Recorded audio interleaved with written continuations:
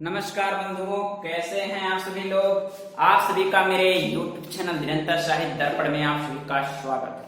बंधुओं, आज मैं आप सभी को अलंकार से संबंधित अलंकार के भेद, अलंकार के अर्थ, इन सब पर विस्तार पूर्वक चर्चा करेंगे।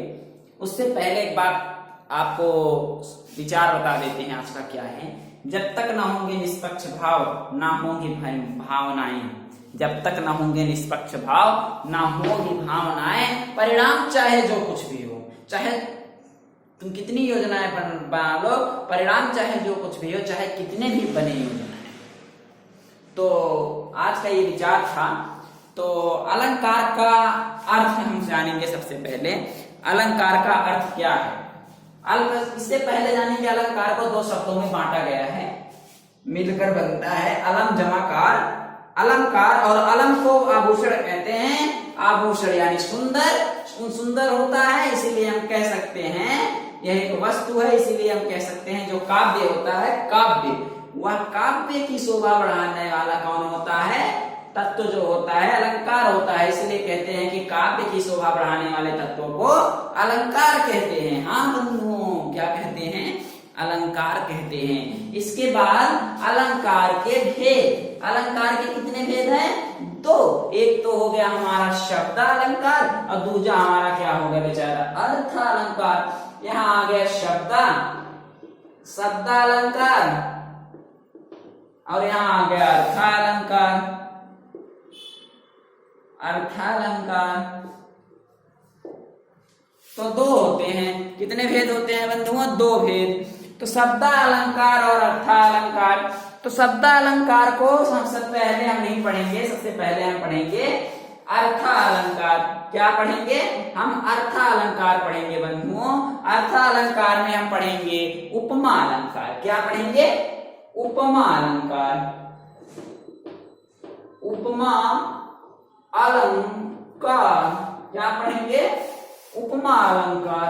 अर्थ अलंकार में हम सबसे पहले पढ़ेंगे उपमा अलंकार। उपमा अलंकार होता क्या है? उपमा अलंकार यह होता है बंधुओं कि जब किसी पंक्ति में योजक चिन्ह आ जाए, जब किसी पंक्ति में योजक चिन्ह आ जाए और उसके साथ में बेचारा सा से सी आ जाए।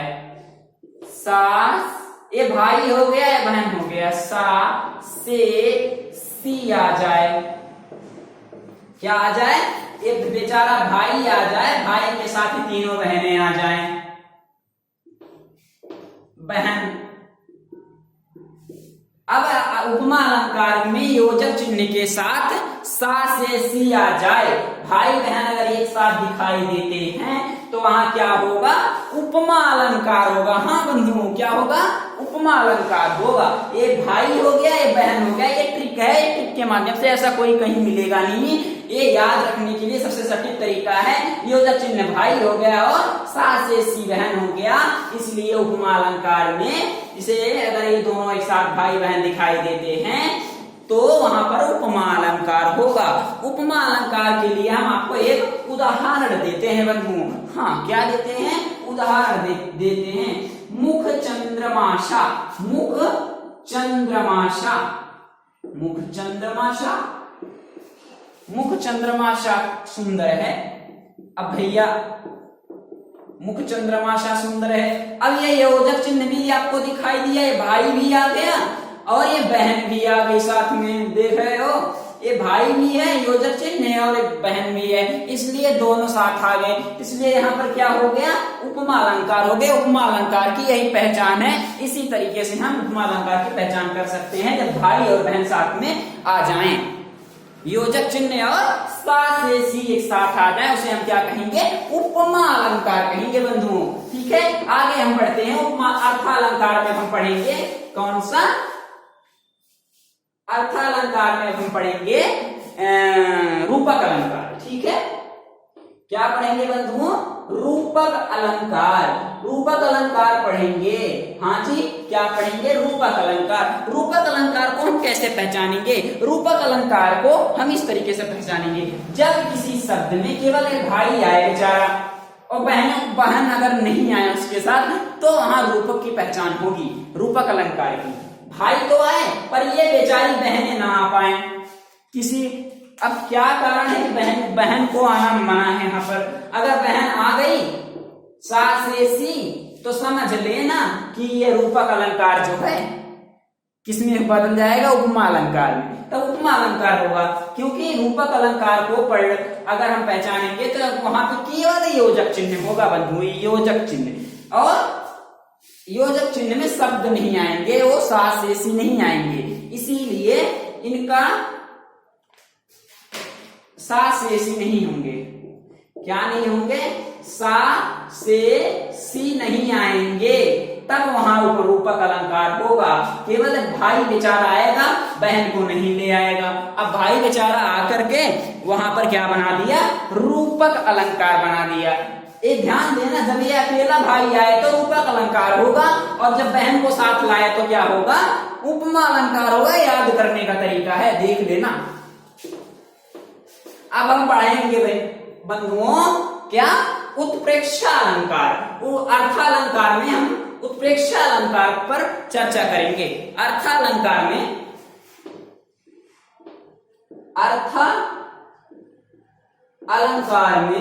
अर्थालंकार में क्या पढ़ेंगे?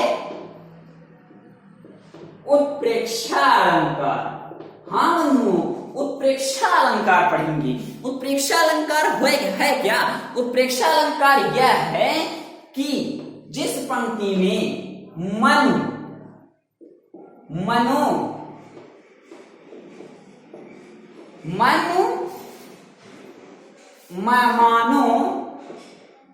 जनु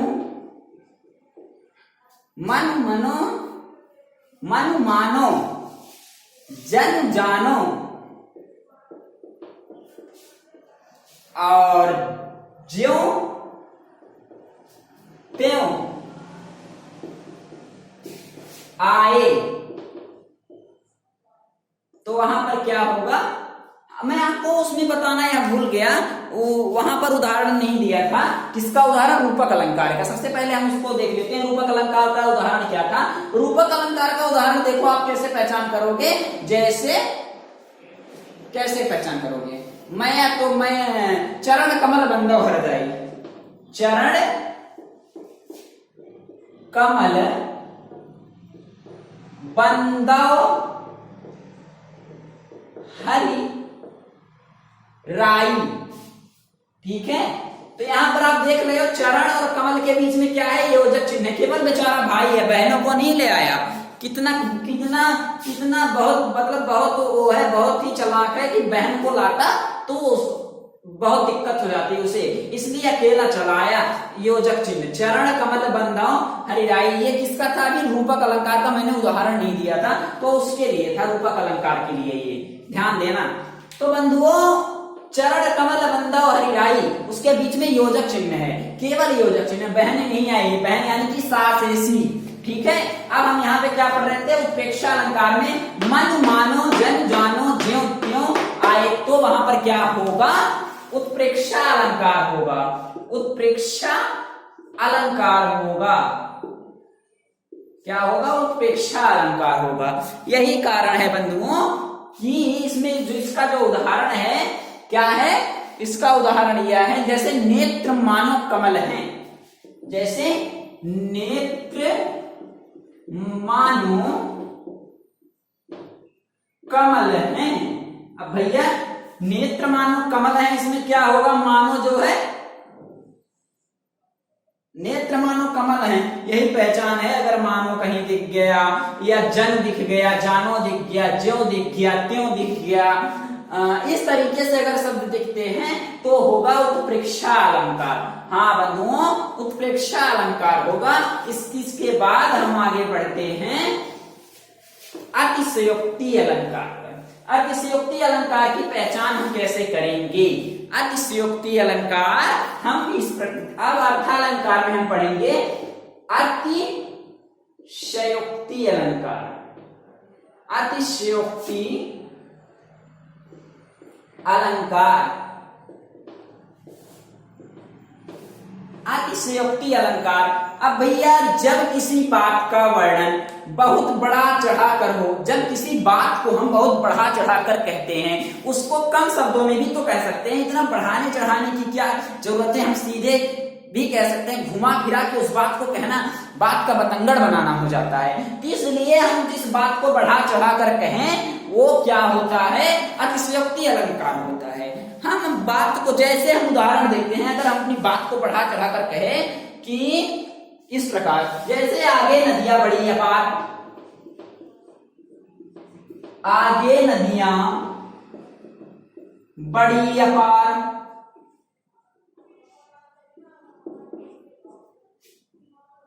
आगे नदियां बड़ी अपार, और इसके बाद है घोड़ा कैसे जाए उस पार, घोड़ा कैसे जाए उस पार।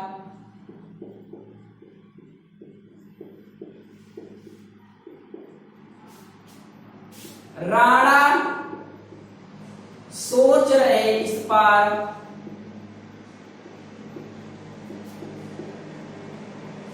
फिर इस पार, तब तक चेतक था उस पार।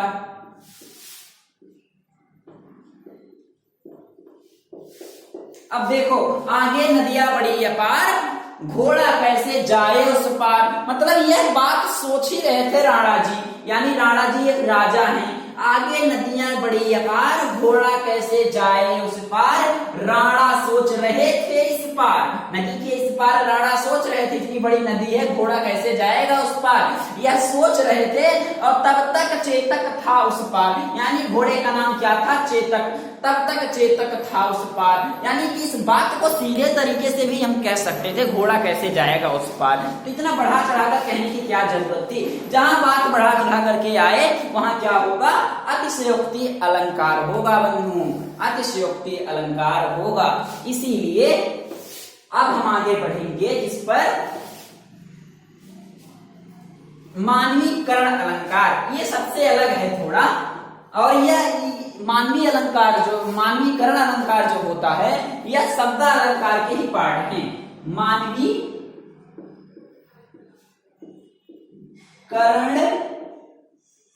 अलंकार, मानवीकरण अलंकार, मानवीकरण अलंकार में जब प्रकृति, इसको हम ऐसे ही देख लेते हैं समझने के लिए केवल,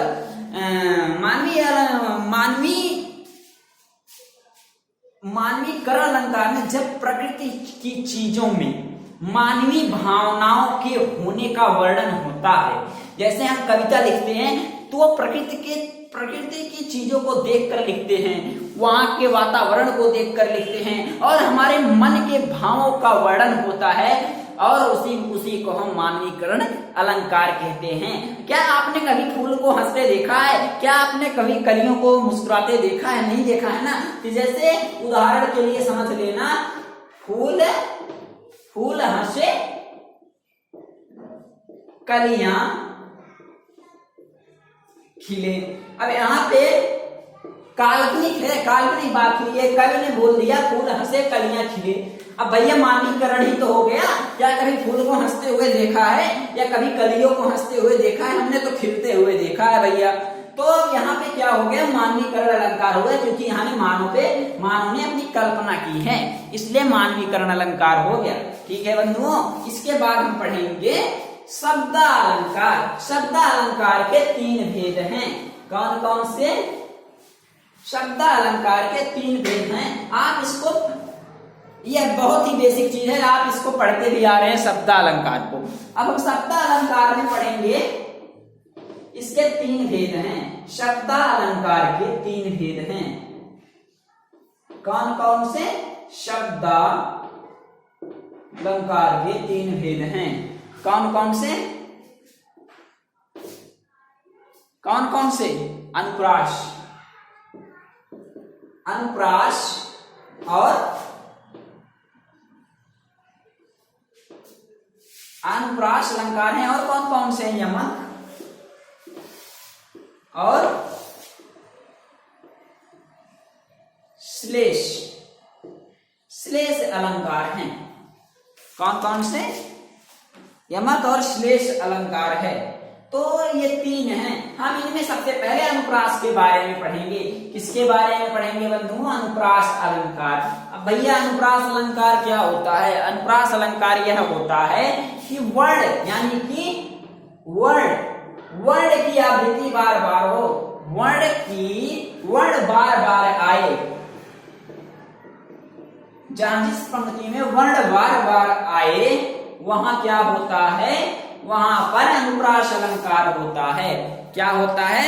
वहां पर अनुप्रास अलंकार होता है। जिस वर्ण में वर्ण बार बार आए, जहां पर जिस पंक्ति में वर्ण क्या है? बार बार आए, वहां पर क्या होगा? अनुप्रास अलंकार होगा। जैसे चार चंद्र की चंचल किरणें, चार चंद्र की चंचल किरणें खेल रही थी जलथल में। क्या खेल रही थी?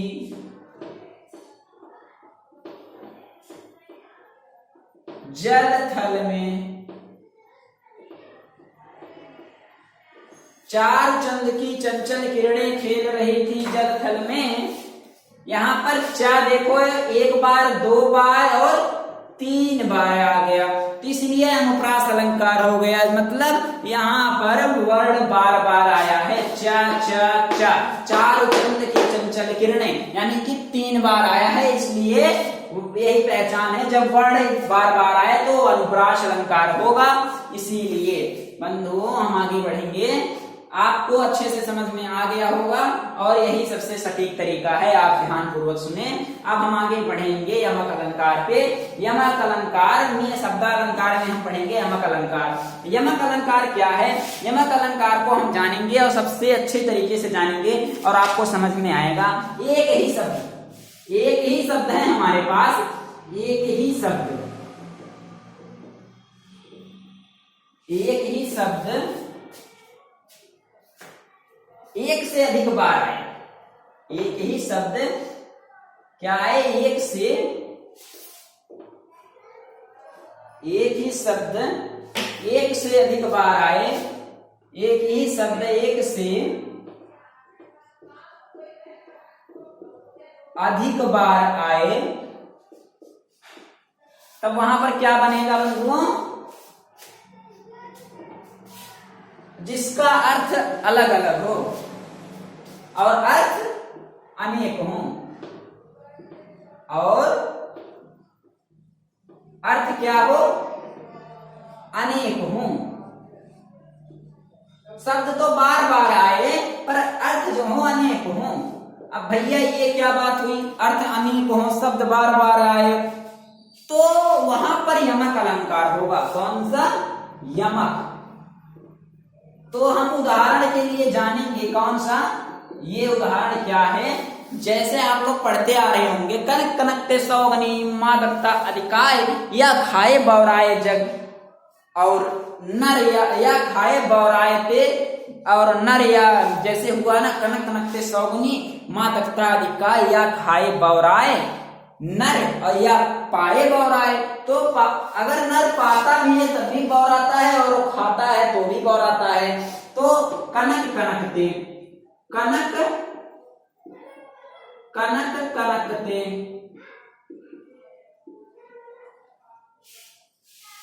कनक कनकते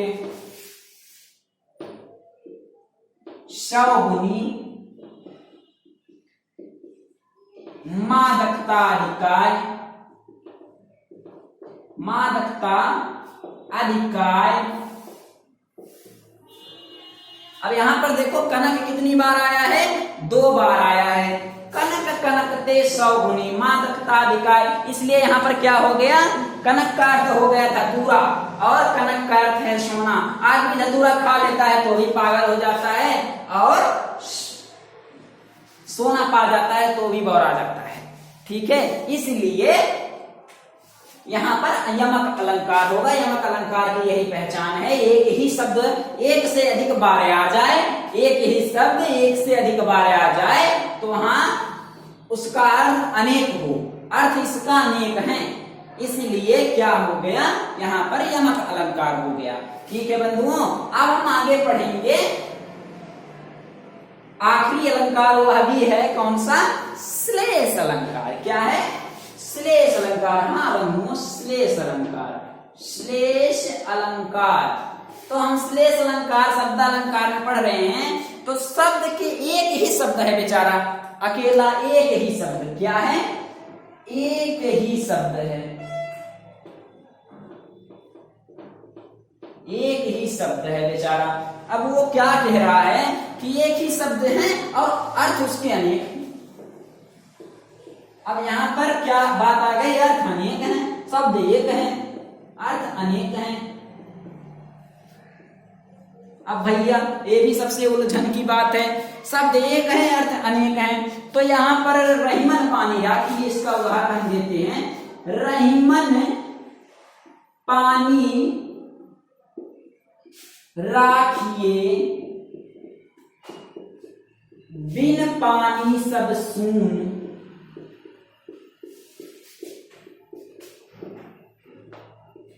बिन पानी सब सून, और पानी गए न उबरे, पानी गए न उबरे, मोती मानस चून।